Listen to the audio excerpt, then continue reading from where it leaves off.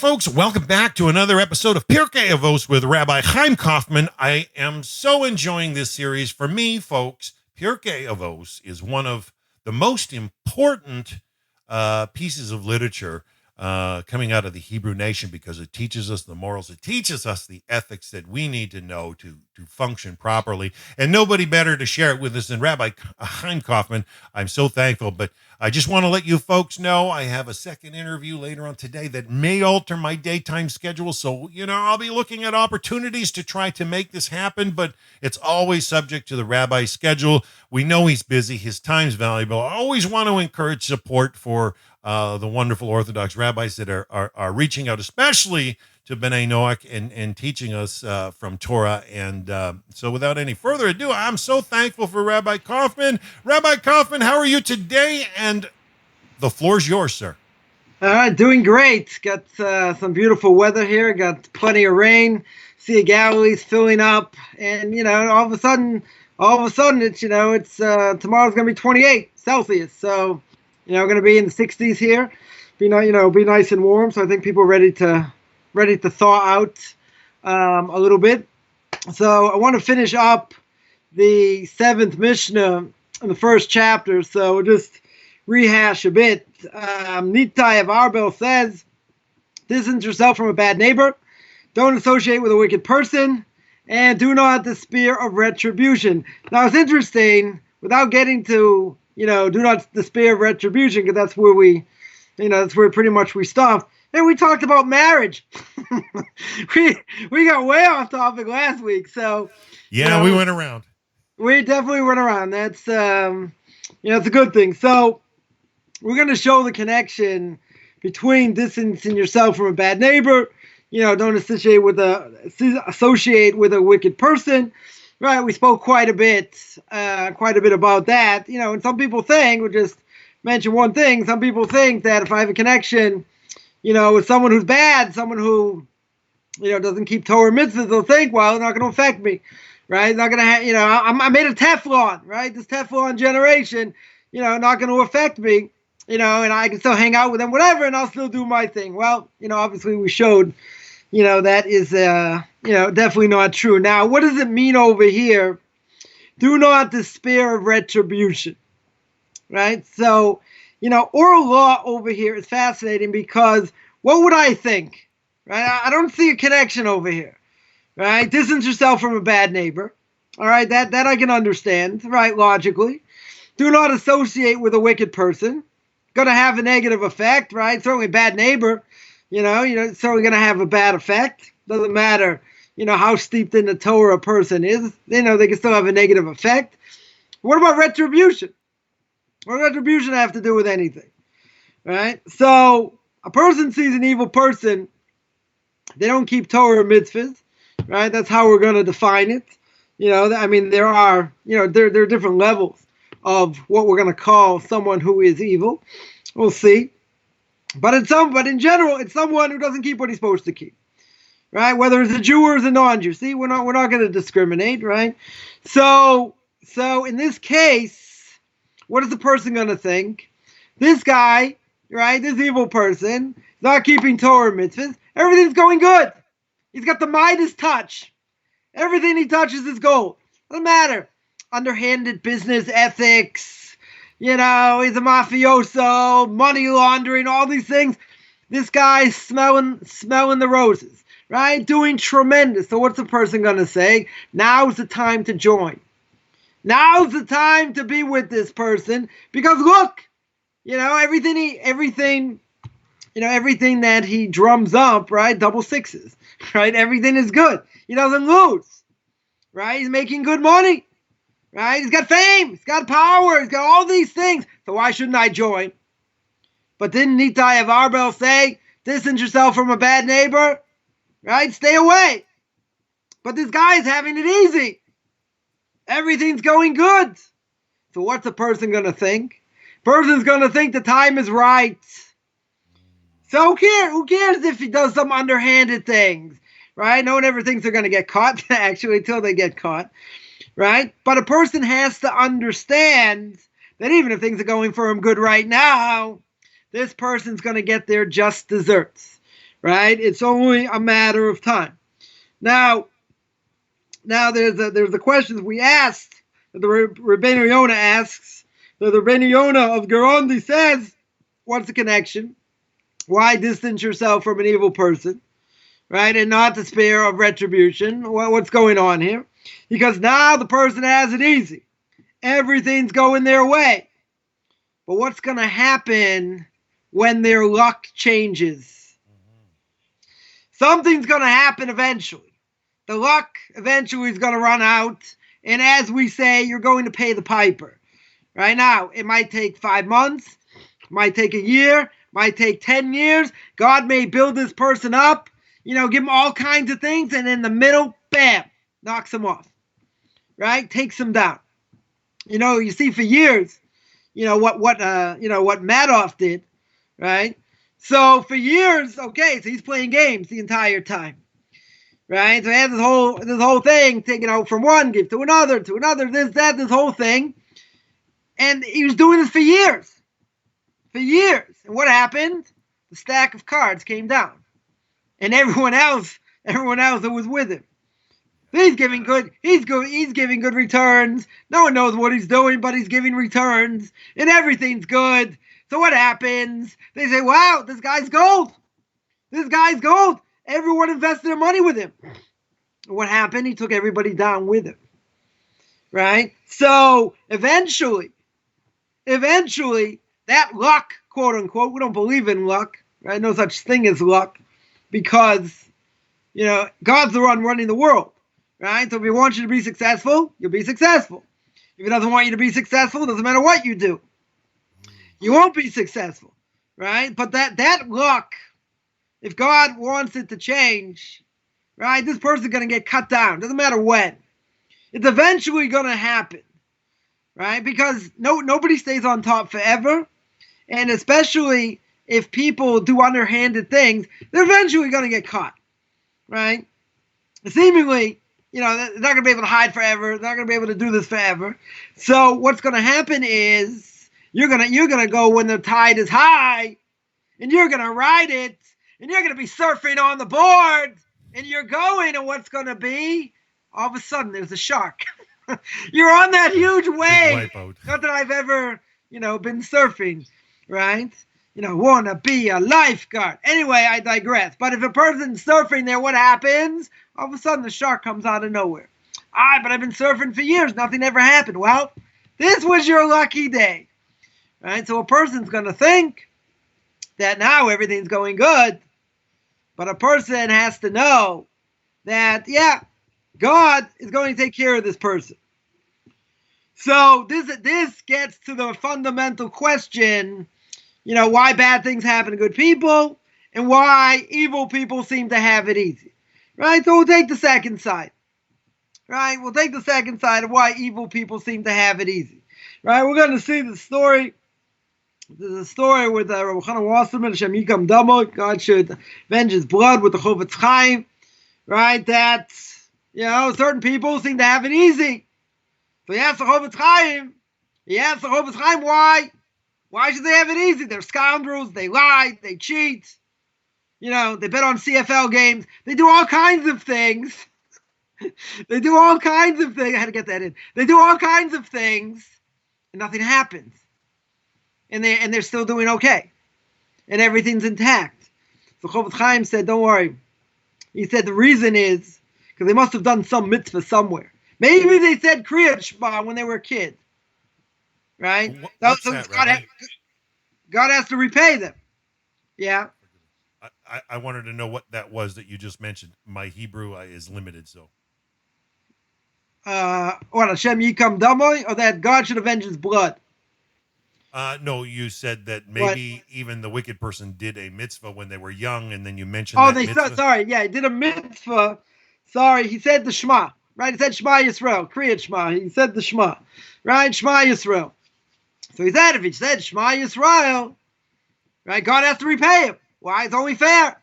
If a person does a mitzvah, you should get paid for it, right? Obviously, it's not going to be in this world, it'll be in the next world, right? But if someone is not going to have a portion of the world to come, and God's going to knock him out, right? God's going to take care of him. But it wouldn't be fair. He said, wait a minute. How can you knock me out? I helped Granny cross the street. I gave charity. Right? I did some mitzvah. Right? So God has to pay him. So what does God do? So he'll give him fame, power. He'll give him all this stuff, and then he's going to knock him out. Right? Then he's going to knock him out.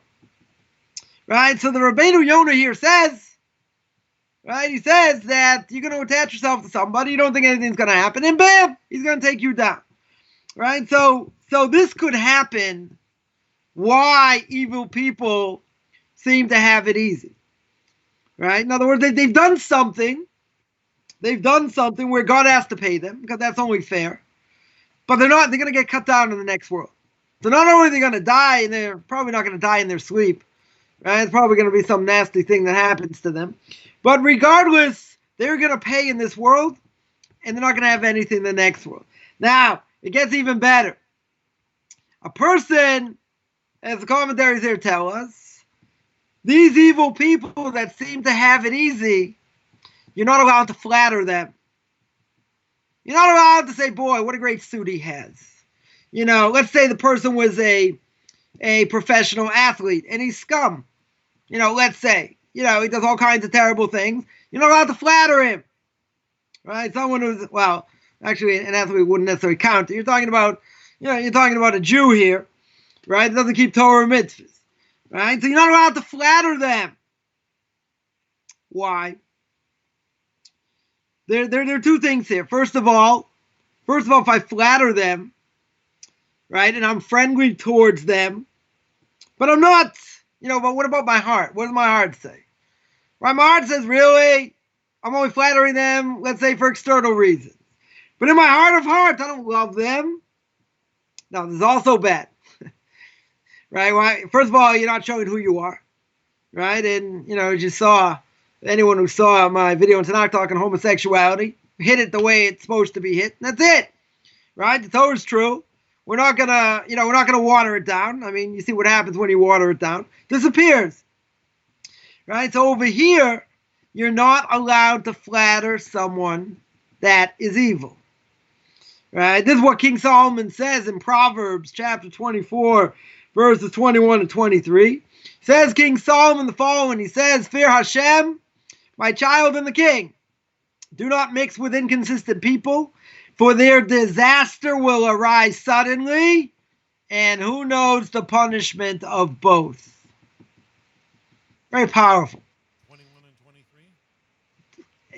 23? Proverbs chapter 24, verses 21 and 23.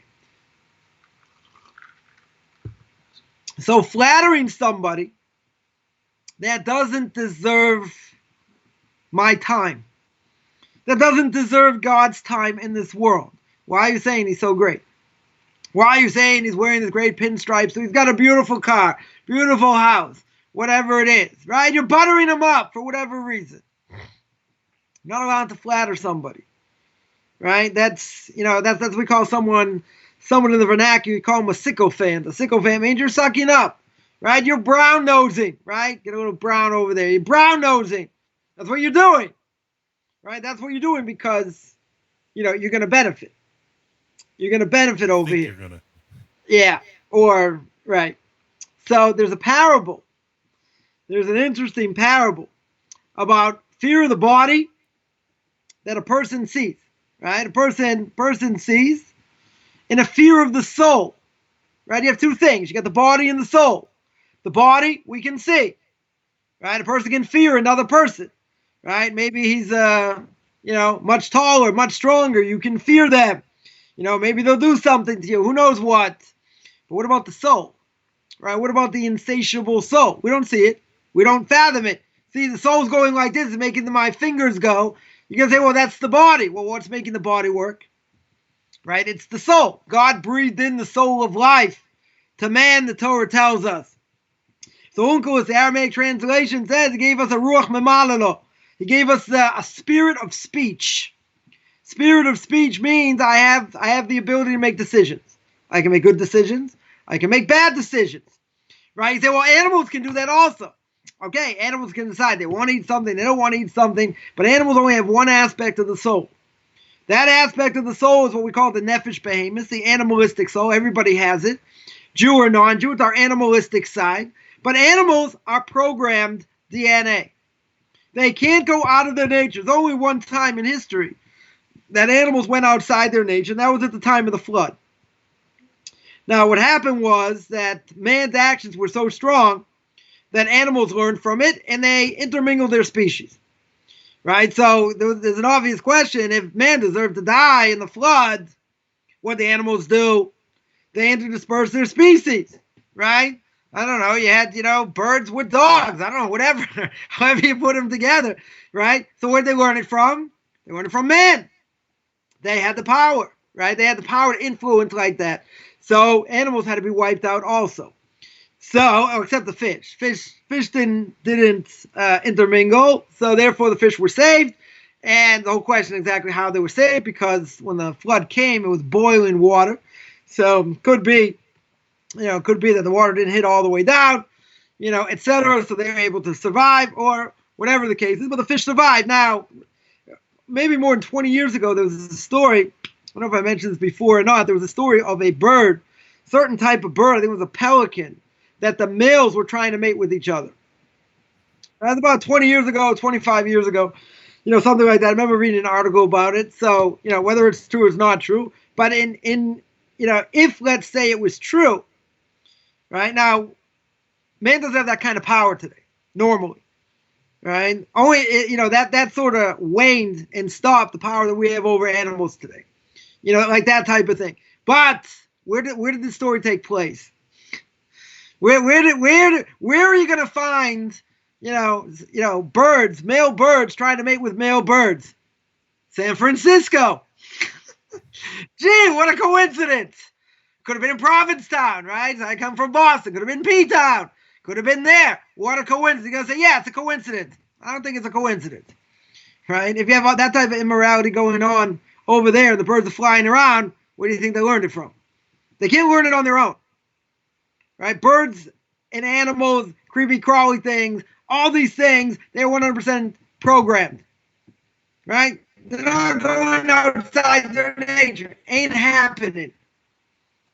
Unless God wants to change their nature. Right? So, in any case, the person's going to say, again, we have the fear of the body that a person sees, and you have the fear of the soul. Right? But who's afraid of the soul? Right? The soul is a powerful thing. The Ramchal says in Derech Hashem, when it goes in the body, it should really destroy the body, because the soul comes from God's heavenly throne, whatever that means. And it's so powerful, it should just burst the body. Right? But it can only shine, the Ramchal says, only in the next world. And when it goes in the body, what happens? It gets trapped. Right? So in my language, so I would say that once the soul goes in the body, it's like inside the body, there are like spiritual tentacles. And those spiritual tentacles are holding the soul like this. Kind of like Plastic Man, can't move. Because reality is, if it really would shine, right, the soul would explode. The body would explode. So Adam, when he's placed in the garden, if he would have done what he was supposed to do, then he would have grown spiritually, second after second, minute after minute. And he would have been pretty much a spiritual soul in the body. He went into the Garden of Eden. That's the end of creation. He fulfilled the purpose of the world. It's game over. But guess what happened? That's why I said, you want an apple? It wasn't an apple, though. And he ate from the tree, changed everything. Brought death to the world. Right? So that's what should have happened. But now, because there's death in the world, the soul, after it gets judged, after 120 years, right, is only going to shine in that world. Now, after resurrection, right, I'm totally digressing here, we'll get to the point in a second, but after resurrection, right, after the Messiah comes, then the world gets destroyed for 1,000 years, whatever, for whatever reason, that the world's going to be destroyed, and it's going to start again. So everyone is seemingly, the Talmud said, to be flying around, wings, this, that, know exactly what the purpose of that is, okay, but in general, that's if a person has the abilities, the prophets say, on that great day of judgment for resurrection, whoever gets up is going to get into a body. Now, what type of body? Nobody knows. but it's going to be a different type of body that we understand. And seemingly, our soul's already been here before. So if our soul's already been here before, at least twice, 3 times, probably 3 times, so which body does it get up with? Interesting question, right? So it seems, as was explained to me, at least on my level, that I could understand, it would be that whichever body helped the soul the most reach its potential, that's probably the body that's going to get up. That's probably the body it's going to be that the soul is going to go back into, that God's going to bring back. But the thing is, it's not, it's a fusion of body and soul, where basically the body is not going after physicality anymore. There is no physicality, right? Well, except according to the Rambam, according to Maimonides, right? We're pretty much going to be spiritual beings in a physical body doing God's will. There is no evil inclination, right? So I remember I asked my Rebbe once and said, what type of body, what type of body is it going to be that the soul's going to come back to? And he goes, it's a different type of body. Nobody knows. So being a little bit obnoxious, I said, okay, what type of body is it? He says, I don't know. He said, I've never met anyone in that world who's been in that world and come back. So it's a different type of body, right? We don't know. So you get 2 things going. Yeah, go ahead. No, I was going to say, I'm told it has a 3rd DNA strand of a specific compound. So long story short, I don't want to tell you where I get all this information from. Can I back up a question, Rabbi? Yeah, Somebody online had a question going back when you were talking about not honoring somebody who's a Rasha. They had asked the question. Let me scroll back. What if they won't leave you alone? We here in the 70 nations, we do see this quite often, where people are quite importunate or never stop. They're relentless, pushy. Sometimes we have to work with people of that sort. That's called being Israeli. So if somebody won't leave you alone and they demand your adoration and they demand your, I've known people that their version of being an alpha is just incorrect, and they think they've got to hold people in their clique or whatever. I don't know. I think that was the question. That's forbidden. If someone is like, begging for adoration, get them a puppy. But if they won't leave you alone, let's just say, how do we cope with that? You're still not allowed to flatter them, right? For a Jew, this doesn't apply to a non-Jew, but I'll throw this out here anyway. It's not, we're not on controversial issues, but a Jew's not allowed to flatter a non-Jew, right? In other words, if I were to say, Doug Flutie, Doug Flutie. Right? He made it from the CFL to NFL. The CFL, right? But he went to BC, went to Boston College. Yeah, world famous in the 80s. If I were to say, what a great player he is. Larry Bird, the hick from French Lick. Unbelievable. Michael Jordan, this one, that one, Jewish, non-Jewish, doesn't matter. Well, not too many, great Jewish basketball players. But we'll put that aside. To go say that, you're not allowed to say that. Now, why can't I praise them? Why can't I praise the way he shoots a basketball? It's unbelievable. Larry Bird, okay, he was a 6'9" white guy. Can't jump. Can't jump, that unbelievable ability. Right? I saw him growing up. It was unbelievable to see. Right? But in general, what's the problem? Right? What should be the problem? So even if you're not praising them in front of their face, right? That's the type of praise that you want to give. God created the heavens, created the earth. All these things. You're praising somebody that takes a piece of leather and puts it in the ball and puts it in the basket. It's easy for him to dunk the ball. He's 6'9". Now, I'm 5'9" with an afro, is 6'3". So if I was 6'3" and I had a 40-inch vertical leap, that would be impressive. That would be impressive, but obviously it's not the case, right? So saying something like that, a person will ask, well, we hate non-Jews? No.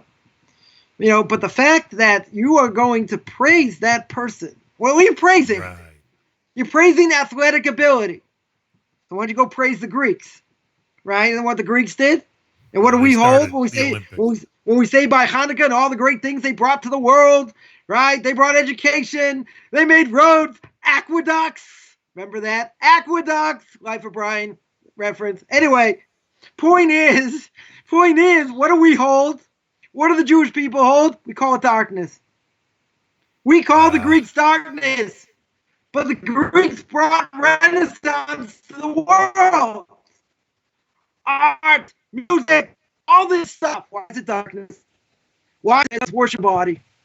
It's worship of these other things that have no meaning.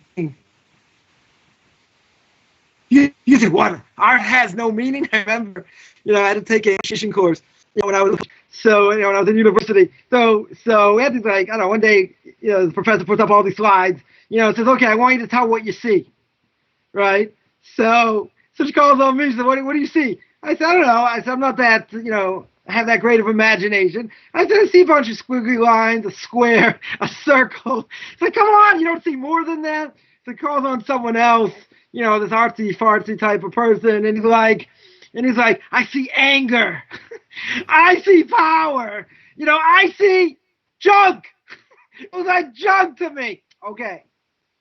Right? So that's what this world is. Right? That's what the most important thing is. You can say, no, it's not the most important thing. But why can't I enjoy it? Why can't I enjoy it? So Victor Miller, Zecher Tzadik Levracha, may his name be blessed. It says, you want to enjoy the world? You want to see God in this world? Go out to nature. Go out to an orchard. See the miracle of an apple seed. See what snow does for the ground. Right? You look in the world, you understand what the purpose of life is. You look at the human body. Duties of the heart, the Chovos Chavavos says. You look at how the body works. You look at all these other things. What are you looking at art for? What are you looking at this other stuff for? Okay, so a person has uncanny athletic ability. So what? What does that do for the world? What does that do for me as a Jew or a Noahide? Yeah. We have a question, since you're talking about, we should not be praising others, especially those that are doing negative things. Cindy is asking online, she says, in general, Rabbi, how should one deal with one's Gentile relatives when one is on the road towards conversion or is already converted to Judaism? What advice can you give? And I think it's around the context of relatives that might think of themselves more than they ought. Fame! I'm gonna live. No, but, people, I definitely know people, I can say, my own family, because no one's ever going to watch this, right? There are some people who think they are God's gift to the world. I had somebody say, and this gets to the heart of the question, had somebody say, I became who I am despite my parents. Now, what does that mean? It means probably the parents weren't the greatest of educators, probably, did some things they shouldn't have done or said things or whatever. But I'm the self-made man, right? That goes against the Torah, because the Torah says person's going to be hubris, going to be conceited. He's going to say, Koach otzim v'yadi, asa t'chayil hazeh, right? The work of my own hand. I did everything. So I asked him, I said, let me ask you. I said, did you pull yourself out of the womb? I said, you don't have any obligation to have respect for your parents. You did everything yourself. You bathed yourself. You clothed yourself, right? You fed yourself. You took care of all your needs. I don't think so. Okay, maybe these people shouldn't have been parents. Maybe they did wrong things.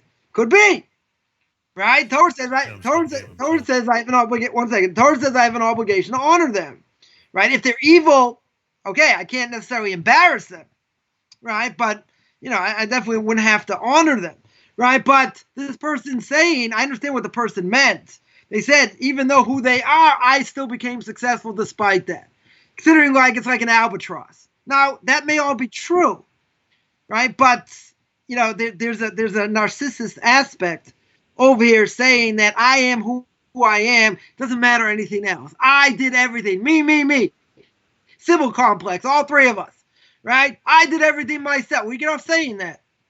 Right? Fine. You take God out of the picture. I get it. You take your parents out of the picture. So where'd you come from? Right? How did it all happen? Right? You did it yourself. Right? So when it comes to relatives, it comes to relatives in general, you're going to run into an issue. Right? You're definitely going to run into an issue either if they're Christian, right? Then and they're Bible thumpers. They'll bang down your door and say you're gonna fry in hell forever and all that. That's a little bit annoying.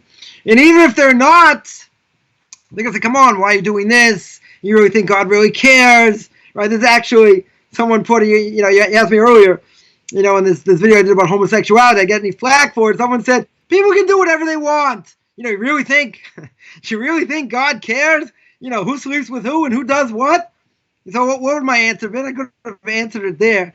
Just I didn't bother. But my simple answer would have been that the Torah says if you don't keep Shabbos, on purpose, and there was a temple that existed in Jerusalem, and there were two witnesses, and they say if you do this according to this category, we're gonna kill you. And he says I don't care, and he does it. They're gonna kill him. So not only does he get killed in this world, he gets killed. He doesn't make it into the world to come. That's by the laws of Shabbos. You really think, someone asked, you really think God cares about you rip toilet paper? I said, well, you get the death penalty if you didn't, right? So obviously he cares, right? Because Shabbos and homosexuality, it's the same punishment. It's the most severe of all punishments, of all corporate punishment, right? I mean, you can take it to its logical conclusion. Obviously, it's not the topic, right? You take it to a logical conclusion. You think God wants everyone to act on that, we wouldn't even be here. and everyone would be much happier. You wouldn't have to listen to me. Nobody would be here. There's no population. You can say, fine, not everyone will act on it. Whatever. Women want to have children, they'll have children, however they'll do it. Whatever the case is, right? But you will not have a next generation. You won't have a world. Who's going to take out the garbage? Who's going to be the doctor? Who's going to do this? You're not going to have anything. You won't have anybody left. Right? Do you really think God cares? I think he does. Because he wouldn't set up the world to be defeated and not exist. That way, what would be the point? God's going to create the world. Say, okay, I'm going to allow this to happen. I'm going to let the sequence go and go and go. And in the end, what's going to be the end result? The world will be destroyed. And there won't be any world. God says, yeah, I'm going to give myself a big pat in the back. What a great creation. That doesn't make sense. Yeah. Doesn't make any logical sense. So when it comes to family, family can be, especially in the conversion process, I think even more so as a Noahide, because, Jews don't want them, non-Jews don't want them, and, they don't fit in anywhere. And it's a major, it's a major problem. So I always say you got to pick your arguments and you got to pick your fights, right? It's not, if people say things or whatever, they want you to do this or they want you to do that. If the Torah says it's forbidden, it's forbidden. If there's a loophole, there's a leniency, there's that, okay, right? I'm not saying you have to alienate yourself, right? But at the same time, it could be the same. There's no difference, really no difference. Someone, let's say, didn't grow up as an Orthodox Jew, right? And becomes an Orthodox Jew. They get the same treatment. Not always, right? They're going to say, what? Now you won't eat my food? Now you don't hold by my values. What do you think? I'm second class. I'm this, I'm that. Sometimes, they'll be curious. They'll want to understand. Most times they don't have anything to do with it, right? Because the next thing they know, they'll be ripping toilet paper right before Shabbos. Hey, why am I doing this? Anyway. So, I learned things the easy way and the hard way, mostly the hard way. And that is, like, if someone's going to make a comment, fine, you let it go. Someone makes a second comment, you let it go. After about the fourth, the fifth, the sixth comment, that's really obnoxious. You don't have to be a dish rag. I had somebody, a relative, make a really nasty comment, right? In front of me and my wife. And we just, so I happened to, listen to a great rabbi give like snappy answers to snappy questions. And we just flattened them like that. 10 seconds, just went bam, bam, bam. That was it. This was like, wow, you guys. He's like, you guys are tough. I was like, you are one obnoxious, you fill in the blank. I said, you don't think we're going to answer that? You think I'm just going to sit there and take it? I don't think so. Right? It's like if someone were to tell you, like, this is like a snappy question. I would say, circumcision's barbarians don't do it. It's a good answer, just knocks them down. Right? Knocks them out. Right? In other words, they're just saying things to say things. So I would tell people, if that's the way it's going to be, And every time you meet with them and you get together, whatever, that's what's going to happen. What do you need it for? You need it like you need a third hole in your head. I'm not saying it has to be that way, but the vast majority of times when it comes to things like this, what ends up happening is exactly that. A person has to make a decision, right? They have to make a decision at some point. Now, let's say a person has kids, and they're going to try and influence the kids. You got to be careful. You got to be careful. That's a whole nother thing. I used to go to my in-laws when I was in Israel, every year and a half, something like that. And we made clear, TV's on, no, my kids are there. Said, you going to tell me what to do in my house? I said, you want me to come? I said, listen, I have an obligation to educate my kids. You got a TV in your room, watch as much as you want. I said, I'm not letting them watch it. In other words, you have to have certain values. And if those values, are going to come in conflict, okay, you have to work around it. You want me to come? These are the parameters. Right? And you do whatever you can do to get around problems. Right? Kosher food wasn't an issue. I went to pray in the synagogue, wasn't an issue. I mean, was an issue a little bit. It's only like 20 minutes, half an hour drive, but okay. Right? Worked it out. But, things, you have to pick your, your poison, so to speak. You have to pick your issues. People told me many times, they said, it'll get much easier when you have kids. And it's true. It was very true. Because it was just me and my wife, and it's us against the world. It was hard. Right? It's very hard. I got accused of all kinds of things, whatever. Not for now. But the point is, after a while, I said, okay, there's definitely conflict here. I'll do my best not to make conflict. And whatever we can do to toe the line that's not going to make anyone uncomfortable, that's what we'll do. But it's not so easy. When you're dealt a poker hand of like twos and threes, and someone else has a pair of jacks, you're always going to lose, right? So I always felt in many ways that it's like a no-win situation. You try and do your best, but something's always going to come up. So at the end of the day, whatever you can do, you can do. Whatever you can't do, you can't do. And if there's no way around it, there's no way around it. But you don't necessarily want to put yourself in a halachic quagmire where now you get stuck and you're compromised. That's what you don't want to do. You want to set a standard. You want to be consistent. I had someone tell me many years ago, said, oh, you do like this, but you don't do like this and whatever. And this person hammered me, and this person was right. Right? There was inconsistency. Right? So if they see inconsistency, wow, you don't really keep Shabbos fully. Oh, you don't really do this fully. So you're not even really a good, what I would call a Jew in training. Right? That's what I call my students, JIT, Jew in training. Right? So they're in training. So what's the answer? So the answer is, you're right. I need to be more consistent. I need to get to that level. I'm not there yet. I'm a work in progress. Now, they could still make fun of you for saying that. Right? But they're going to have 10 times more respect because you admitted, I'm not holding where I need to, and I need to get there. Right? It doesn't mean I'm a faker. It doesn't mean I'm not trying to get there. But okay, Rome wasn't built in a day. You take it step by step. But if you're not consistent, I can promise you, if you're not consistent, you will get slaughtered. Because then people are going to say, oh, it's just Mickey Mouse. You can just play with it. Oh, the rabbi's this. And I'll get another rabbi's opinion who'll say that. And whatever. You're finished. Because there's no end. Because, once a compromise has been made, also, you don't feel good about it. And the other side's not really going to care because they want what they want. And you just feel like, okay, I have to keep giving in. I have to keep doing this. I have to keep doing that. And then at the end of the day, you say, what do I have to show for it? So you say, well, you made people happy. Okay. I'm not saying that's not worth something, but you've come to a new realization. That realization we're going to call absolute truth. And anything else outside of that is false. So now I want to give in. I want to give in to something that, we don't really hold by. Okay, I get around it by this, get around it by that. But why should I? Why should I? But at the end of the day, even if it's painful, for the sake of peace, to a certain extent, then there's certain things you have to do. Then you might have to do it. You might have to compromise. But again, sometimes there are leniencies a person can use. But obviously, you have to ask, your local Orthodox rabbi what to do, what situation. Not everything is 100% black and white, and there are many issues, many issues. I can tell you, I've dealt with a lot of them, and you think of like some way out case, I probably went through it. It's just the way it is.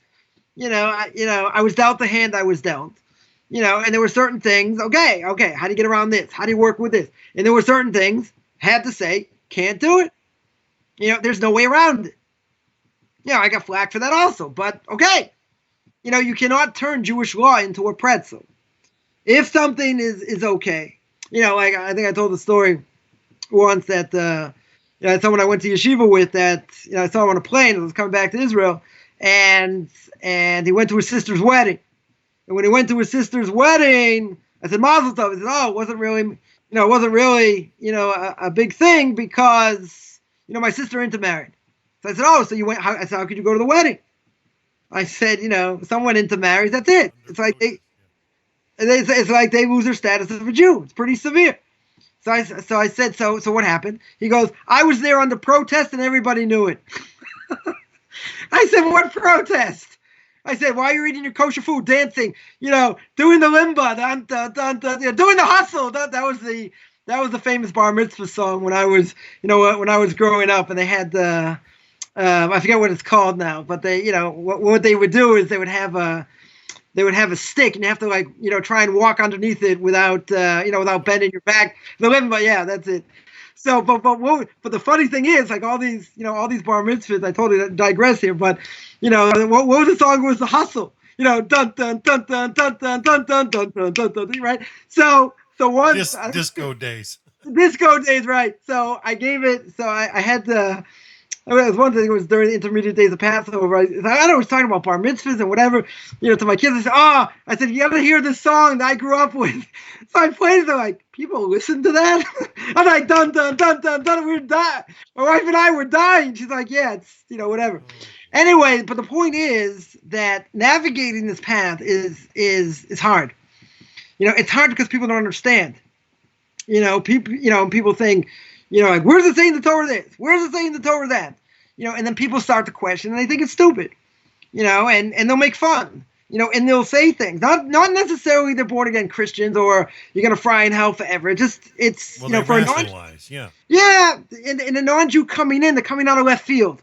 I grew up as a Jew, so I knew like what the prayers were. I knew, I knew there was, you went to synagogue on the Sabbath and you went during the week, whatever it was. I mean, my knowledge was limited, but I grew up with the Passover Seder, grew up with Hanukkah candles, went to synagogue on Rosh Hashanah Yom Kippur. So like, okay, a non-Jew coming in, that's like coming out of left field. You know what I mean? You're not even in the bullpen. You're not even warming up.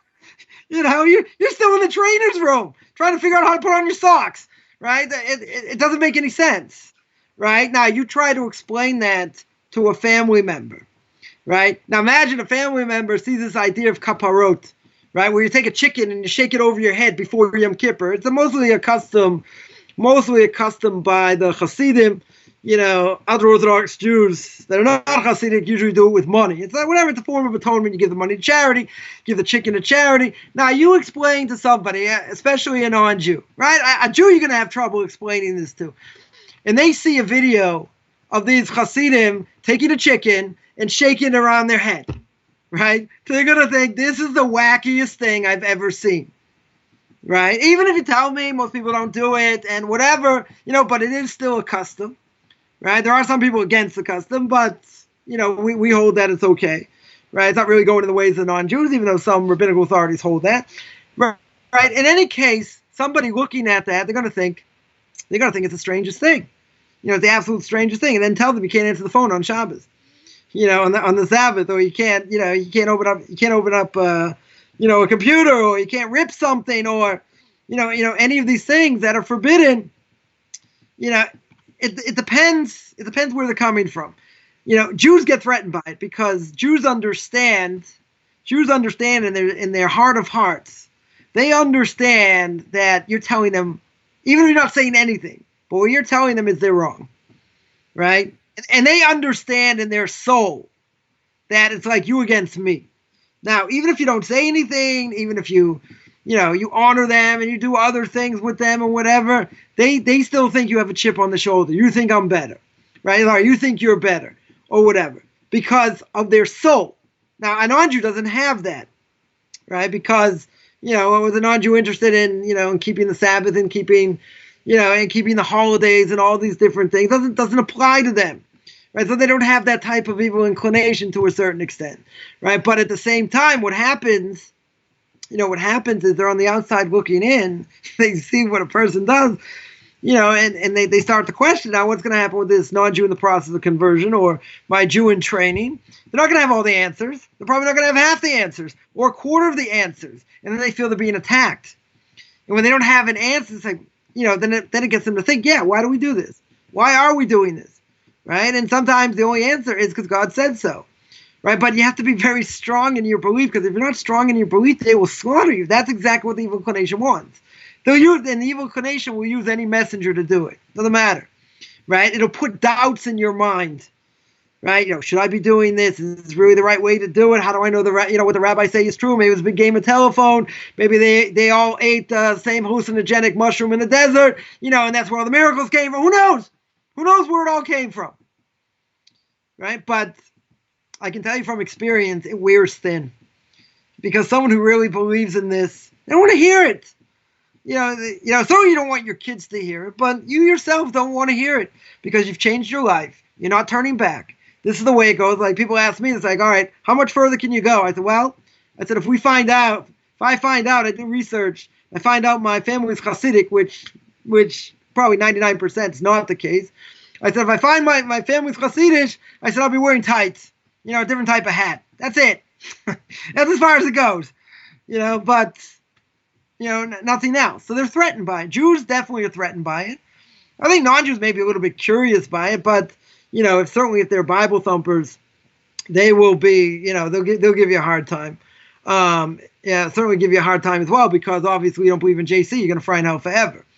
Right, so it's a slippery slope. So what I would say in short is that in general, what may end up happening is, you may have to cut the biblical cord. Like you just may have to cut ties. Not 100%, but the less you see of people, the better. What if you can't get around it? Okay, right? So someone brings up, uncomfortable topics. You say, I'm not, just change the topic. Work on changing the topic. If it gets really heated, okay, then you got to make a decision, right? And I think most people, they come in conflict with family. It's just inevitable. I don't think in the end, person has to cut off ties. I wouldn't tell people to do that. But if every time they get together, there are always arguments and it's never going to go anywhere and they don't let up and they're like a pit bull, just like chomping at the bit, forget it. There are a lot more things you have to worry about, than that. A person does not have to be continually bludgeoned. There's no mitzvah in that. But how many people have told me over the years, blood is thicker than water, right? Family is the most important thing. I said, until you intermarry. Family is the most important thing. I said, if you intermarry, you're out. The bottom line. I'm not the fanatic that holds that. Many generations before, because every Jew knows, if you ask them in their heart of hearts, are you allowed, according to Judaism, to marry a non-Jew? Everybody knows the answer is no. But then some people say, nah, it only meant for that generation. Then they'll give answers. Then they'll give reasoning behind it. Why it's permitted, why it doesn't apply, why this, why that. And some people will say, whatever. You just interpret it literally. I said, but if it says half a dozen times or more than a dozen times that you're not allowed to intermarry, I said, what do you think? The rabbis were kidding? I had this conversation with somebody. So I said, okay, tell me what these words mean. You are not allowed to intermarry. 5 letters, 5 words. Tell me what it means. Who does it apply to? Whatever. And this person said, you're a fanatic. I said, of course I'm a fanatic. Answer my question. And this person was intermarried, obviously. So I said, answer the question.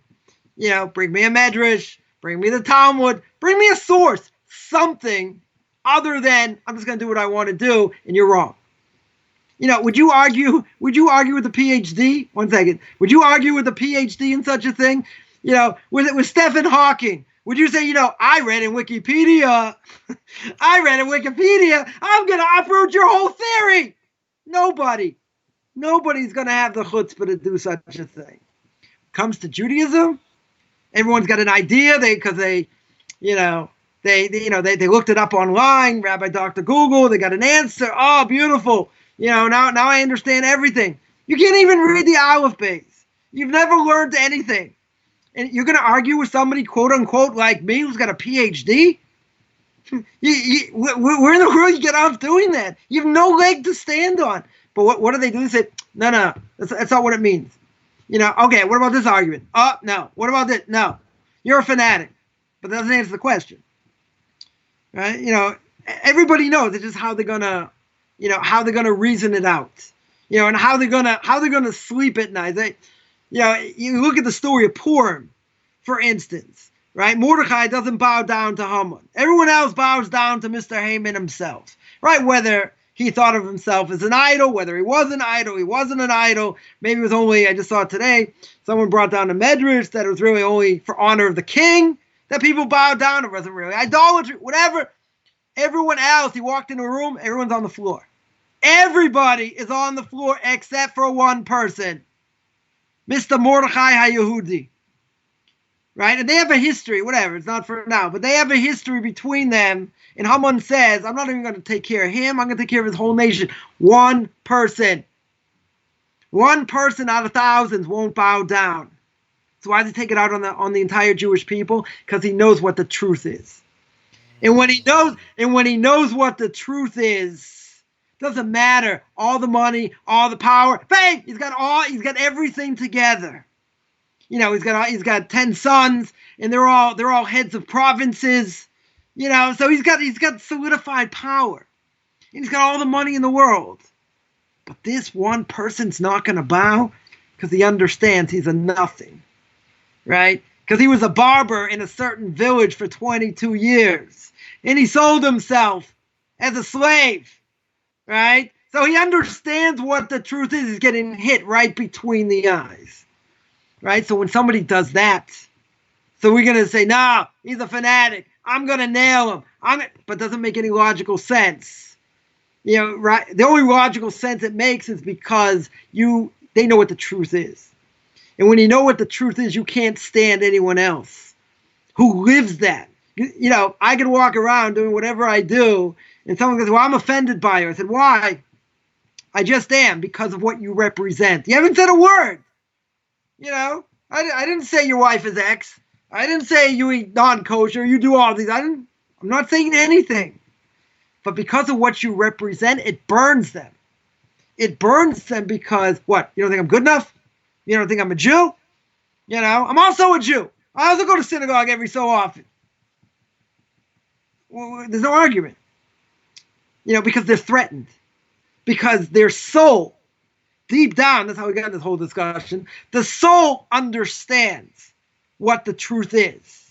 But the body has to come back and go, bap, slap it, and slap it, and slap it, and do all kinds of things to bury it in order to show I'm just as good as you, or I'm better. So why do they put you down?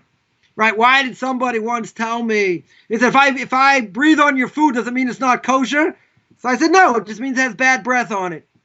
What do you answer to such a question? Right? So someone makes that type of statement. What are they saying? The laws of kosher are stupid. You follow these laws, it makes you stupid by association. So I'm going to put you down, and I'm going to put myself on a pedestal. Isn't that the fame idea? Isn't that being narcissist? Thinking I'm right and you're wrong? Okay, let's have a discussion. Well, I'm not going to do that. You're in a cult. You know what a cult is? You want to define what a cult is? Yeah, sorry, I didn't let you barge in. What was the question? Probably forgot it.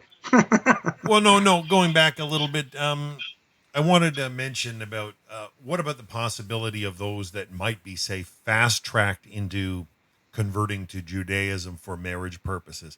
Have you, well, this has been a problem. I mean, where somebody's, okay, they're with a non-Jew, they want to get married, so then all of a sudden the person gets fast-tracked, but they're obviously going to miss all the That's forbidden. They don't know the olive base. They don't not know. Not allowed to convert someone for that. Right? Really? The spouse, the other spouse, the Jewish spouse, has to be an Orthodox Jew, and they have to be Orthodox Jews. If they don't go through an Orthodox rabbinical court, fine, then you can do whatever you want. It's all make believe anyway.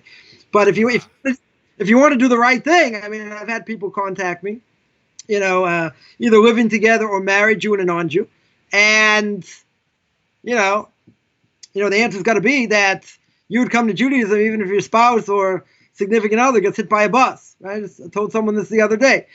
They wake up tomorrow, they get hit by a bus, you're out. What's going to be? Are you going to convert? As I'm not hoping he gets hit by a bus, but in the end, what's going to be? Because you walk into a rabbinical court, say I want to convert, it looks really bad, right? Major red flag. And if you're not married, they're going to want to separate you to make sure you're doing 100% the right thing. Because this guy dies, or something happens to him, are you going to convert or not? Right? They want to test the person's mettle, because if they're doing it for marriage, forbidden, not allowed to do it. Right? That's if you do it for any other ulterior motive, it's forbidden. If a person says, I'm gonna keep all the mitzvahs except I'm gonna eat shrimp, I am definitely gonna eat shrimp. That's forbidden. You're not allowed to. But if they say at the outset, I'm gonna do everything except that, then they're not gonna take you. Even if a woman would say, I'm not gonna cover my hair, right? If I'm married, I'm definitely, the person's married, will make it easy. They say, I'll never cover my hair. I'm just not going to do it. I don't believe in it, whatever. Rabbinical court, most likely. They have to see what the person's holding, obviously. Right? But if they're going to say X thing I am not going to do, doesn't matter. I will not do it, period. Rabbinical court's going to say, adios. They're not going to take you seriously. Right? It's all or nothing. If it's something you may have difficulty with, it's going to take time. Okay, that's something else. But if a person says outright, this is what I'm going to do or not going to do, they're not the one dictating over here. They don't have what to say over here. Right? But if it's for the sake of marriage, yeah, 100%. 100%, that is going to be 100% a major red flag. And, I told someone this recently. I said the rabbinical court is going to bend over backwards to make sure you don't convert. They're going to make you go through the ringer to make sure 100% that's the case. Why? Because they sign off on it, right? The Pinnacle Court is the ones that give their stamp of approval. If that person goes sour after conversion, they get all the transgressions. So it's a pretty severe thing, right? It's a very severe thing over here. Definitely. So back to our parable that we sort of got lost in here. So again, you had the body and you have the soul, right? You had fear of the body, but the soul you don't see. So a person's going to see, right? What's the person going to say? That the king hates those that hate him, and when something evil happens, right? And you're gonna jump on the side of the right person. Right? But when something bad happens, right, what's the king going to say? Who told you to love the person that hates the king? You're on the wrong side. You picked the wrong side. Right? So then what's the king going to do? He's going to do that person as he would to his enemy. Because the enemy came out against the king. You're attached to the enemy. You can say, now I'm with the king.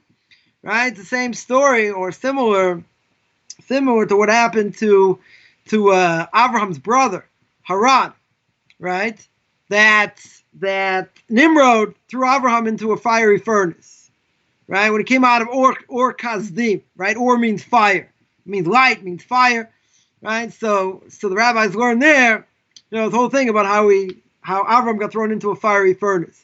So when he got into the fiery furnace and he came out alive, so they asked Haran, whose side are you on? Right? So Haran thought to himself, if Avram comes out alive, I'm with him. If he doesn't come out alive, then I'm not with him. So what happened? He came out alive. He said, I'm with him. He said, okay, throw him in the fire. He died. Right? Why? He made the wrong choice. Because of where his heart was. Right? So if you make the wrong choice, so it's not exactly the same thing. But here you're attaching yourself to the enemy. If you attach yourself to the enemy, what's the king going to say? You're my enemy. You are my enemy. You attach to the enemy. Right? This is what God does to those that mix with ones that hate him. Because the ones that hate him are the ones that don't keep Torah mitzvahs, but you're attached to that. So you stink to high heaven as well. So whatever's going to happen to this person should happen to you. Right? So this is then we get to the story with Rabbi Chaim Coffman, that God should avenge his blood. Rosh Yeshiva of Baranovich, famous student of the Chofetz Chaim. There was a great fire that burned a lot of Radin, where the Chofetz Chaim was, burned down a lot of the city. And the Chofetz Chaim was trying to raise money for a certain Jew in the city. And he wanted to send a letter to one of the Maskilim. Now, the Maskilim were quote-unquote enlightened ones who strayed away from Torah mitzvahs. Right? They got involved in, the boons and all these other things. And they went around, they got into socialism, whatever. And they got involved in all these things that went away from Torah mitzvahs. Now the Chofetz Chaim, was going to write a letter to one of them, that had money that may be able to help, to help the situation. But he was very careful, and he warned others that even one word of flattery to this person is going to be forbidden. Now, he's trying to get money out of the person. So what are you normally going to do if you're going to write a letter? Obviously, he's not going to send an email, didn't have a telephone, right? He's going to write him a letter, but what is he going to say? He can't say to the honorable, there's nothing he can say. Dear Joe, dear Shlomo, I hope this letter finds, dear Bob, I hope this letter finds you well. Right? One word the Chofetz Chaim says, you flatters Torah prohibition. So Rabbi Chanan over here said, how can it be? How can these people get such honor? Doesn't make sense. The Chofetz Chaim said it could be in their youth. They said Shema Yisrael, right? They said the Shema prayer. They did a mitzvah. They helped Granny cross the street. They did something that God has to pay them in this world because they're going to get fried in the next world, meaning they're not even going to get there, right? So a person definitely has to know and understand that even if this person's whistling Dixie right now, he ain't going to be whistling Dixie for long. Now, when is God going to take him out? When is he going to knock him down? Whenever he feels fit. Whenever he wants. But this person's going to get their just desserts in the end. Right? The only problem is that we see righteous people suffer, unbelievably. And we see these people seem to have it easy, and they're living the life, and all that. So when we talk about getting retribution, don't worry. You think the time's good. Everything they touch is, again, they have the Midas touch. What's going to happen? You're going to say, I'm going to jump with them now, and I'm going to make amends. Maybe you will, but you're going to get knocked down. Because once you're attached to that person, as the Chofetz Chaim said, right, you are going to get, you're going to, because you're against the king. Why? By association. Right? Since you're going with this other person spits in God's face. Now, you may not be doing the same thing, but the fact that you're attached, certainly not good. Yeah. Rabbi, what about those that have a tendency to profile others or group others, or, they just blanket people with something? I mean, so guilt by association, I find that in this day and age, there's a lot of people running around, oh, you're with that group, or you're with that group, or you're with that. And they're always looking for a negative blanket they can throw on things. Somebody earlier in the chat had mentioned, are we not supposed to look at people with a positive outlook? And, that guilt by association can be such a condemning thing if we're carrying it like a weight. Right. We mentioned last week or a few weeks back about judging a person, right? You judge a person favorably. Who does that apply to? It doesn't apply to an evil person. An evil person who spits in God's face and they do something which is questionable, right? Which is questionable. That the question is, do I have to give them the benefit of the doubt? right? By a proper Jew, maybe he makes mistakes here and there, but he tries hard, I have to give him the benefit of the doubt. For an evil person, there's no mitzvah whatsoever. It's forbidden. He spits in God's face. Why do I have to give him the benefit of the doubt? You say, what? He's really evil the entire time? If he's got this status, I don't look at, 1 out of 100 or 1 out of 1,000 times he does something good. We're talking about something questionable. If it's something questionable and he's not towing the line, and he's not doing what he should do in God's eyes and according to the Torah, there's no mitzvah to judge him favorably. None. Forbidden. Right? Well, why in the world should I? He's doing all these negative things. You're going to tell me what, for this one questionable thing, I should look at it in a positive light? For what? What positive thing? What other positive things are you doing? So you can say, well, there's always some good thing. You speak about mafiosos, and look at the honor they gave their mothers. Look at that honor. Yeah. And they gunned people down. They murdered people, sliced people up, fraud, extortion, whatever, all these different things. But their mother, unbelievable. So somebody like that, he does something questionable. So what if he honored his mother like that? Guy's a scoundrel, scum of the earth. I have to judge him favorably? Why do I have to judge him favorably? It's only somebody, who's doing the proper thing and sometimes messes up here and there, makes mistakes, the evil inclination gets to him, whatever. Right? Then I have a mitzvah to do that. But someone on the other side, someone who spits in God's face, there's no mitzvah in that. So there is an issue. I mean, you just brought up a whole can of worms here. But there is an issue. You bring everybody under one umbrella, right? See, if you would say all Italians are this, nobody would make such a statement, right? All blacks are like this, you'd say it's racist. All Indians like this, right? All whatever. Hispanics, this, whatever. You group them all together. They're not all bad, right? Certainly not all bad. That's called being racist. Now, when it comes to Jews, if they see a Jew do something, right? And again, it could be a secular Jew, it could be a religious Jew, whatever. They do something wrong. They say all the Jews. They say the Jews this, the Jews that. Why? Doesn't make logical sense. No other nation. You think they do it by people who live in Iceland? Someone in Iceland did something. It's all the Icelanders that do that. No, but never. It's all the Scandinavians. No, they're all like this. No one would make such a statement.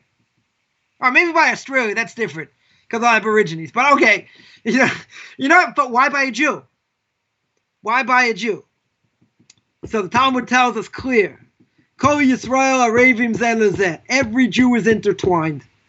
They're all responsible one for another, right? That's why so many secular Jews who died in the Holocaust couldn't understand it.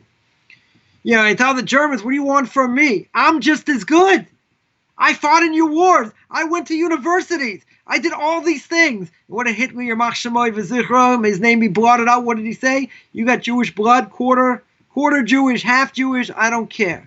We're going to blot you out. But if they take the Hasidim, take the other Orthodox Jews, they're different. We're not different. We do everything you do. I eat the same food.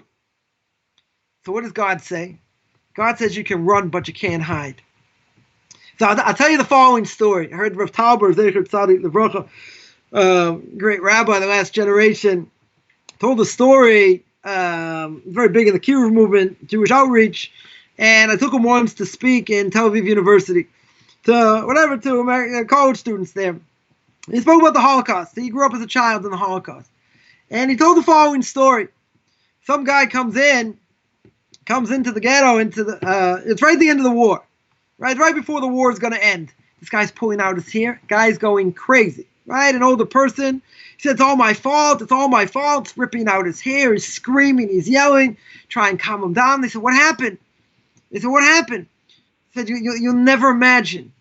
He said, I'm married to a non-Jew. I have kids. And I have grandkids. I lived outside the ghetto. And one night, everyone had a meeting. And they said, Dad, Grandpa, you're Jewish. They said, so what? I'm just like everybody else. Right? I'm a non-Jewish wife. I eat the same things. We do the same things. Whatever. They turned him in. His own family turned him in. Now you have to understand, that's one part of the story.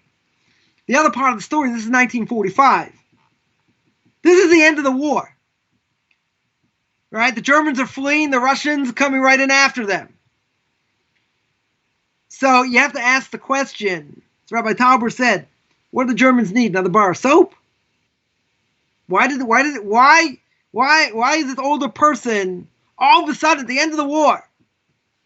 The end of the war makes no sense, logically. Why he's going to get turned in now? All of a sudden, his family realizes the light bulb goes off and they say, hey, you're Jewish. And they turn him in at the end of the war? The war's been going on for a long time. All these things have been going on. Why at that point? So Rabbi Tauber said, God wants to make a point over here. What was the point? The point is, you want to marry a non-Jew, you want to have non-Jewish kids, you want to have non-Jewish grandkids, you can run, but you can't hide. And I'm going to show the world, even at the end of the war, that, yeah, they don't need another bar of soap, but I want to make a point. And the point is that as a Jew, you can't hide. And you won't be able to hide. Right? It's over here, right? The Mishnah here says, right? The Mishnah uses, when it says retribution, it says the retribution. Uses a hey, right? A hey at the beginning of the word. Why doesn't it just say retribution? Right? Why didn't the Mishnah just say, do not despair of, well, really, the translate is of retribution, but the way it is in the Hebrew is of the retribution. What is the? Right? Why use the word the over here? Right? So he says, because the person who sinned over here created it with their own hands. They did everything, the action of their own hands. Right? So over here, when everything is quiet, nothing bad's happening to them at the moment, since they did it with their hands, they did it with their body, whatever they did, there's only a certain amount of quiet. Right? But it's like a powder keg. Right? The punishment's ready. The punishment's prepared. God's just saying, okay, when are we going to do it? You know, when am I going to bring it about? And then we're going to take everybody down. Right? You know, it's the same thing. You know, the same thing by the Holocaust. Now, you know, God let it go on for however long it went on. You know, and the Rabbi Chaim says that even though one part of Jewry was wiped out, you still had America, you still had Israel, you know, you still had a few other places, you know, where Jews were. So you're going to have a Jewish nation left. The only question is, you know, the only question is how many. So this was a decree, you know, for whatever reason. And, you know, it's interesting, you know, how it all came together. Because if you know anything about history, all these German states were feudal states. It's what Haman did, right? Haman had had his 10 sons were dukes in all these different places. The Talmud of Megillah, right, says that this place called Gramamia, right? Change Gramamia, change the mem to a nun, you got Germany, right? It had all these feudal states, had all these dukes or whatever. And the Talmud says if they all get together, they all join together, they will destroy the world. Talmud's 2,000 years before, more. So if you go back to 1850, right, my specialty was history, right? You go back, not that I remember so much, but this I definitely remember. Go back to 1850, there's somebody named Otto von Bismarck. Otto von Bismarck put this all together. And he brought all these feudal states together. When he brought all these feudal states together and they started to gain power, what happened? You got World War I. You know, and then after that, you got World War II. And they came and destroyed the world. Right? Exactly what the Talmud says. But he was the orchestrator behind it. You know, instead of having all these feudal states, you make one big place. Yeah, what a brilliant idea. And it fulfills exactly what the Talmud said. Came and wiped out. I mean, how many people died during World War II? It's crazy. Right, 20, 30 million people in Russia. You got 6 million Jews. You got another 10 million here. I mean, hundreds of millions. 85 million or more. Yeah.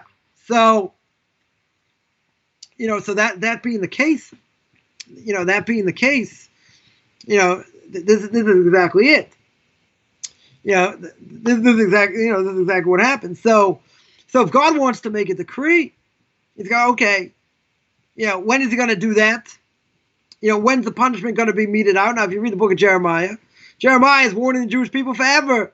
God's going to destroy the Beis Hamikdash. He's going to destroy the temple. You better repent. But now, since the Beis Hamikdash was standing, the temple was standing, no one thought it was going to happen. Right? Yeah, he yelled and screamed this, that. Never thought anything was going to happen. God said, all right, everybody out of the pool. And that's it. He brought total destruction. Right? He brought total destruction. So when a decree is made, now sometimes the decree, as in the story of Purim, can be averted, right? But if it's not averted, okay, so God's going to make this decree, and it'll take place whenever it's going to take place, right? So if you see all these evil people and all these things going on, yeah, it's a matter of time, right? But a person has to understand that even if that's the case, and you see what these people do, and, where's the payback? Don't worry. They're not going to be around forever. They get knocked out, knocked out like that. It's, in the off season of football, for example, real football, right? In the NFL, how many guys, how many stories are there of domestic violence, right? How many stories are there of shootings in clubs? Drug abuse, yeah. Whatever. All these things in the off season. Right? So you could have people, sign a big contract or about to sign a big contract. Gonzo. You have a video that goes viral. Ray Rice punching a woman. Went viral. Finished him in one shot. So, thank God for video cameras, right? You see him knockout blow to a woman.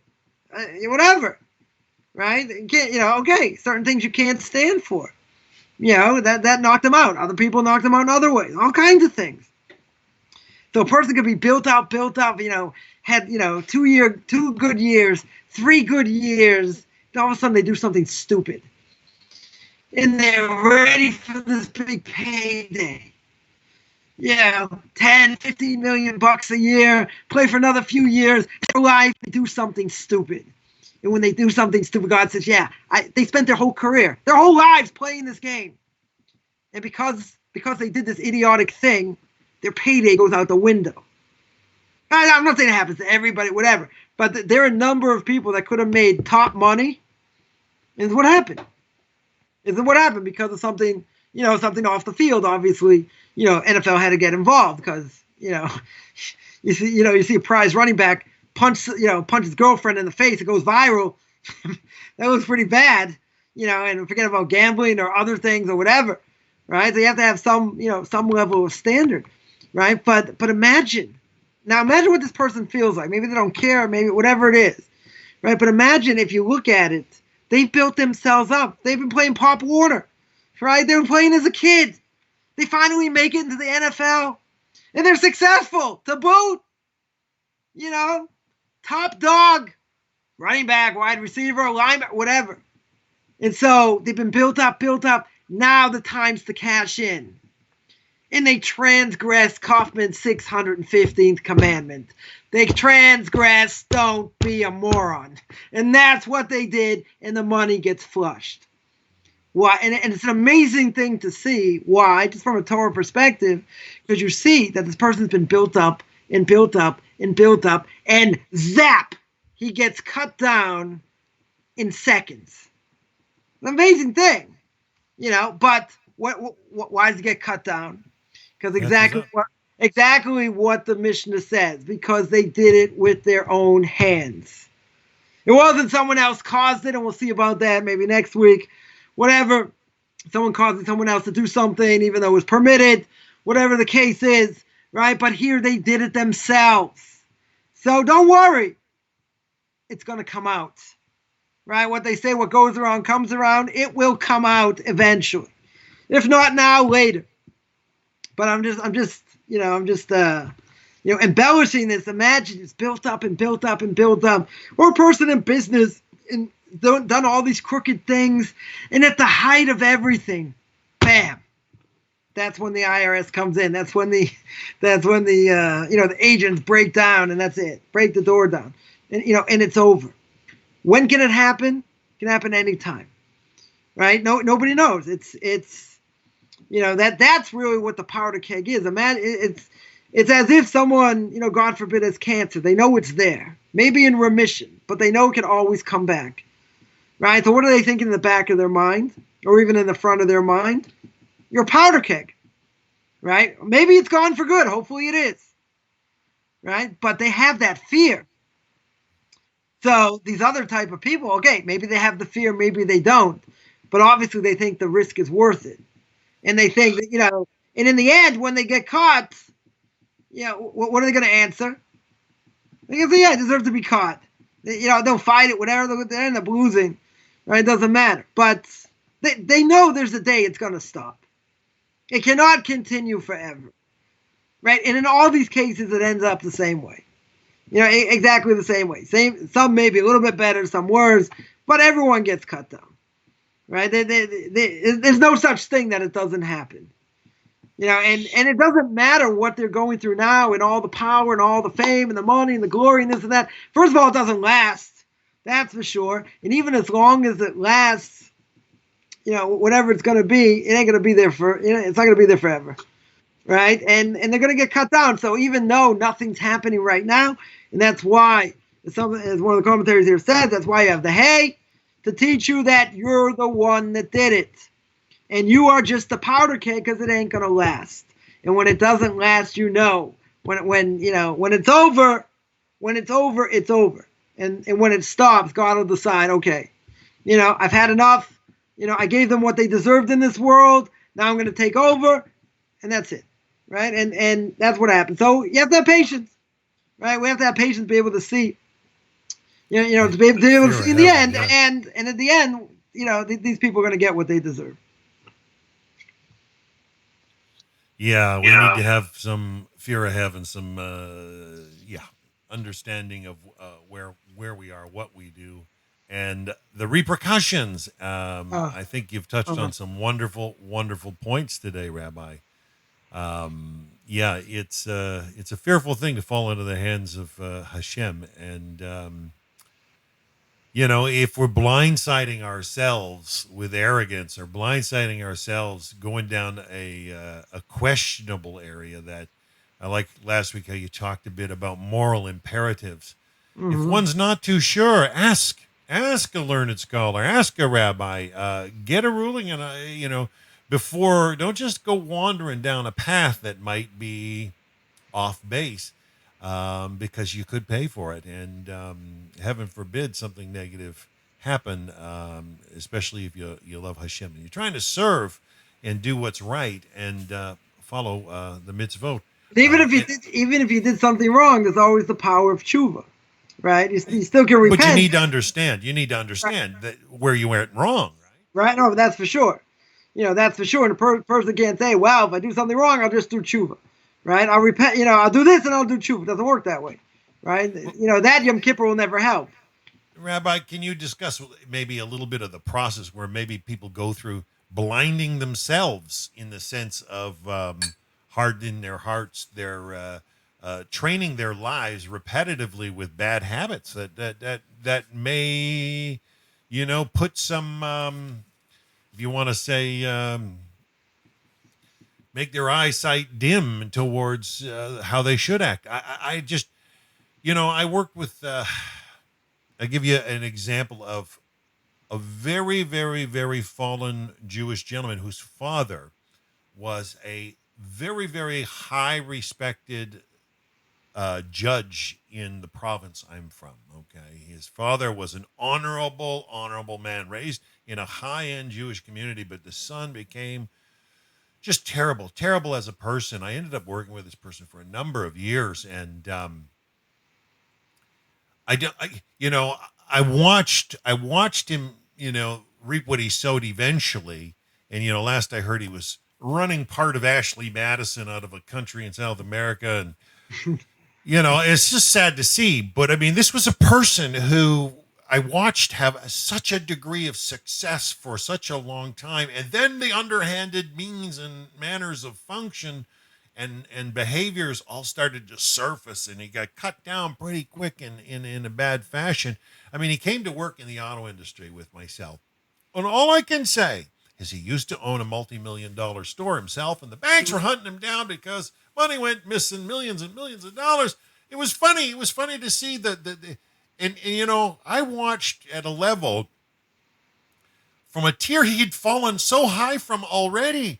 And I said to myself, this person, you know, and you got to realize I didn't even lend my ears to the Jewish people much back in those days. And yet I said to myself, this is a person of Jewish heritage. And yet I knew his father. I didn't know him, but I knew who he was. And he literally was a chief judge in the province who judges needed approval from. I mean, it just was a flabbergasting scenario. But people have a tendency sometimes to go down certain paths. They close their eyes to maybe or justify something as maybe possible, and they don't get clarity.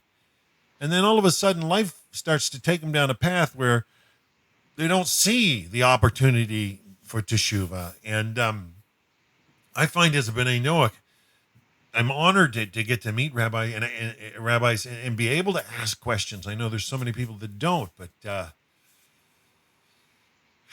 any advice for those that might be, you know, is there a barometer, something that they can use to say, hey, what's the litmus test? Read the Torah. The Torah says that midvar sheker tirchak.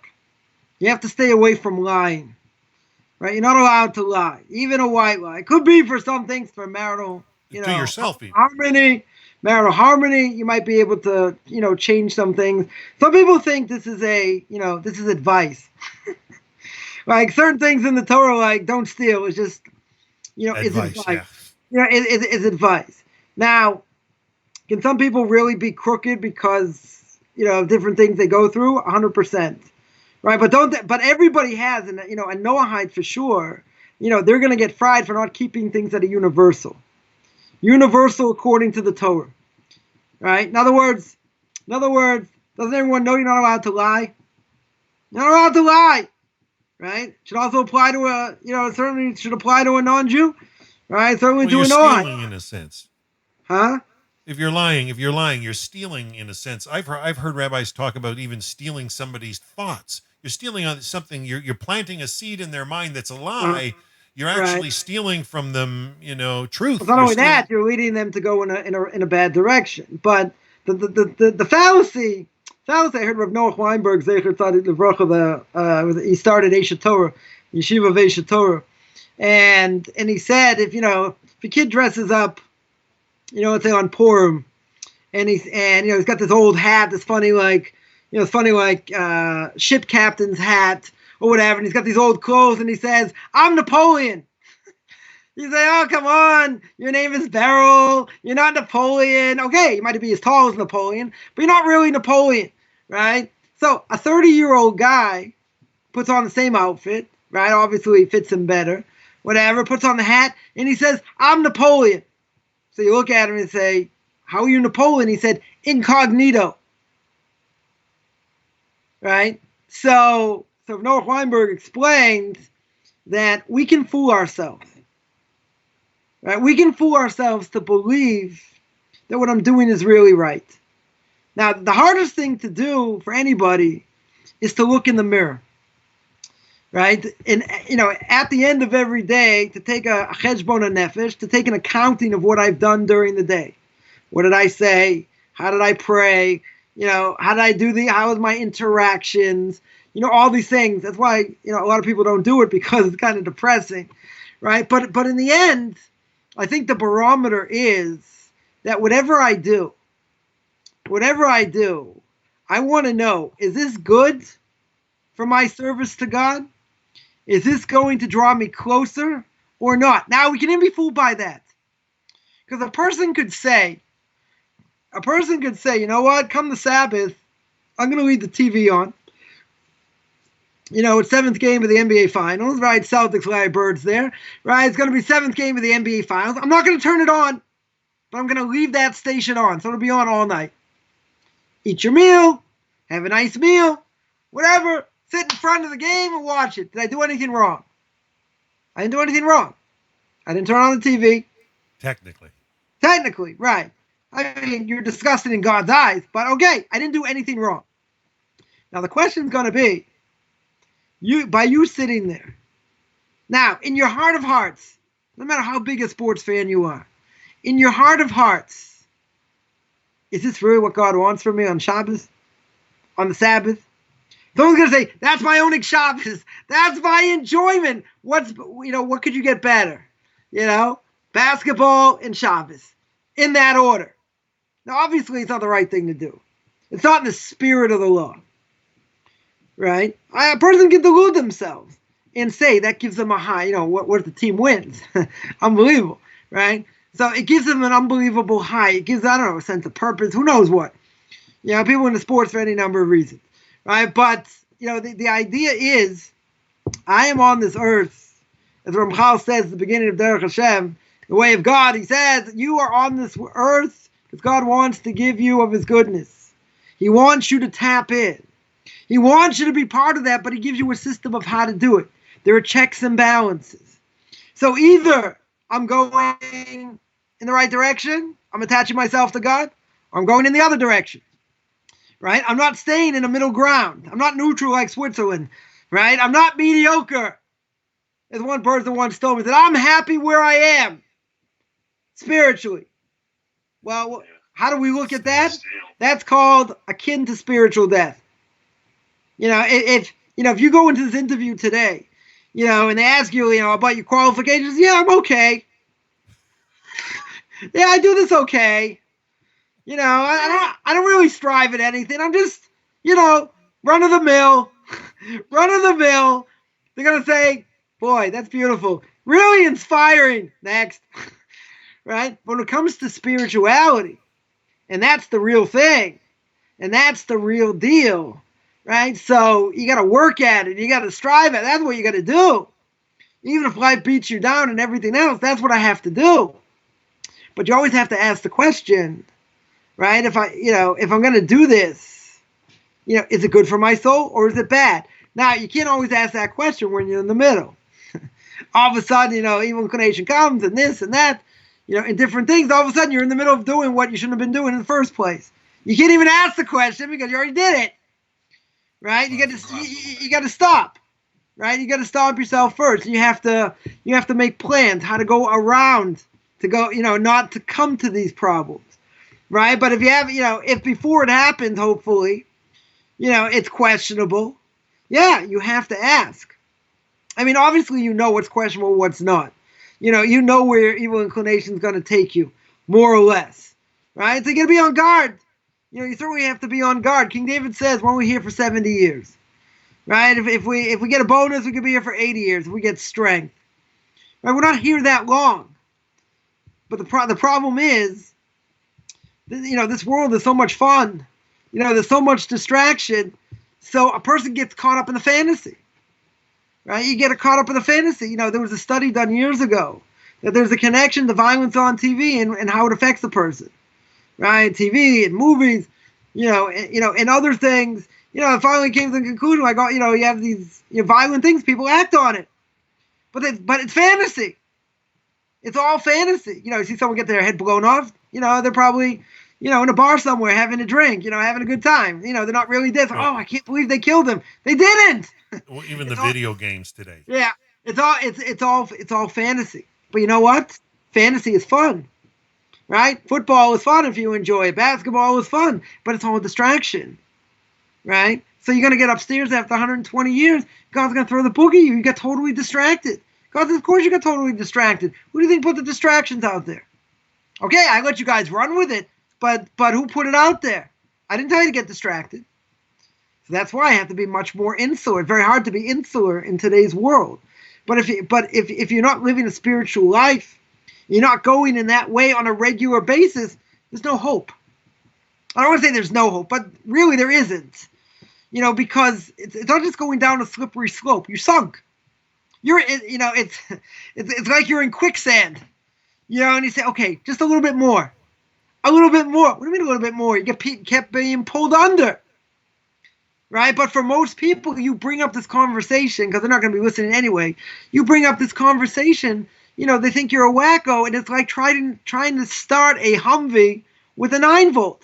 I mean, you can try this at home. You can take as many 9-volts as you want. It's not going to do anything because there's nobody home, right? Because the mind is gone. Right? I remember growing up, there was a thing in America, but they want to get people to read, to read more. So they had this commercial about reading more, whatever. And they said reading is fundamental, and a mind's a terrible thing to waste, right? That was the thing of the commercial. A mind's a terrible thing to waste.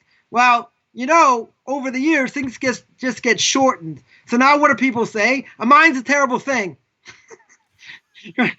Right? A mind's right? So you guys say, what? People don't think?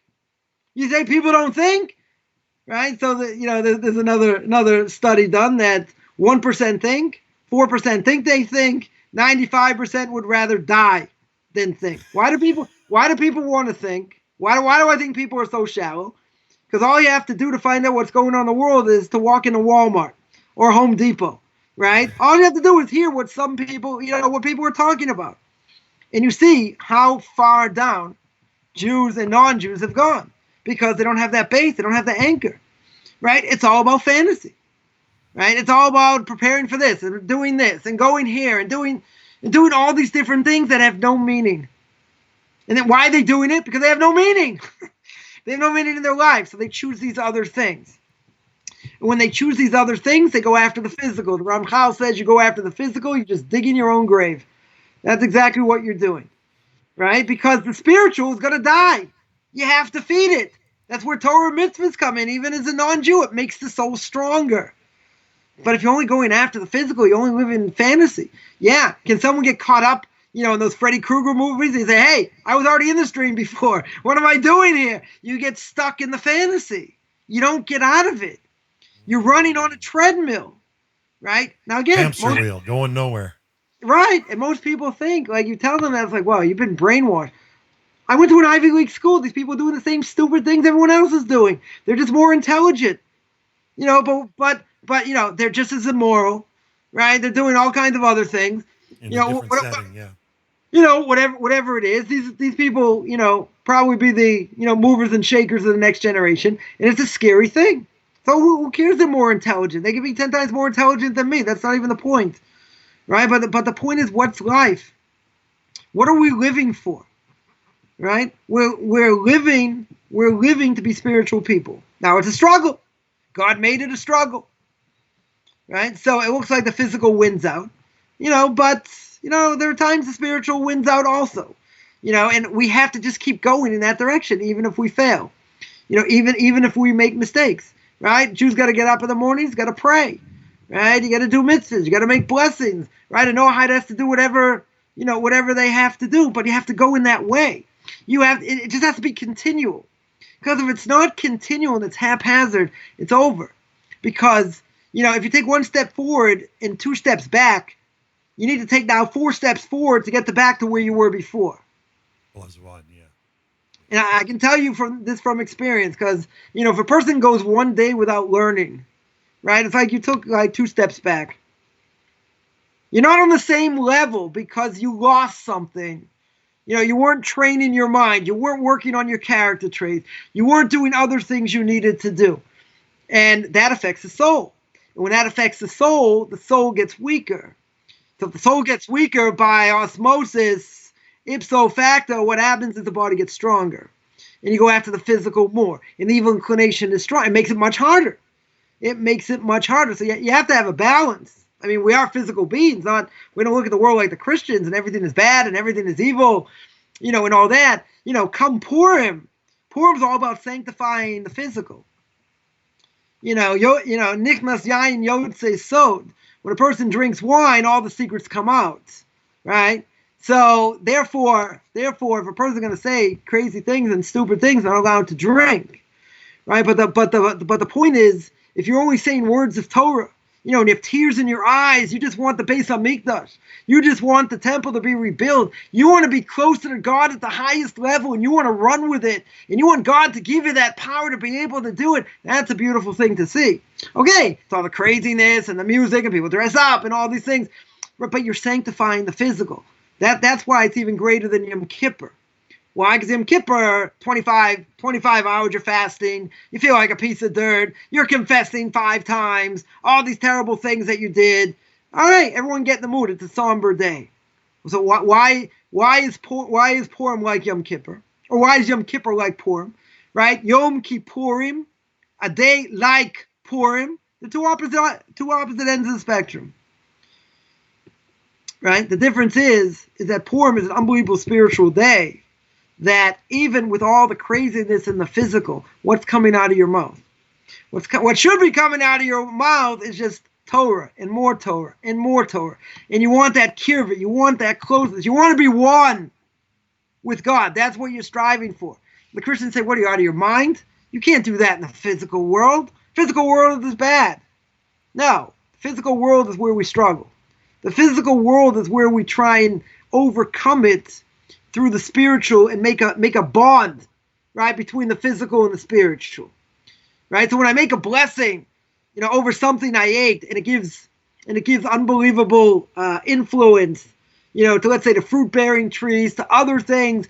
So it's a physical act, but the physical act also strengthens the soul.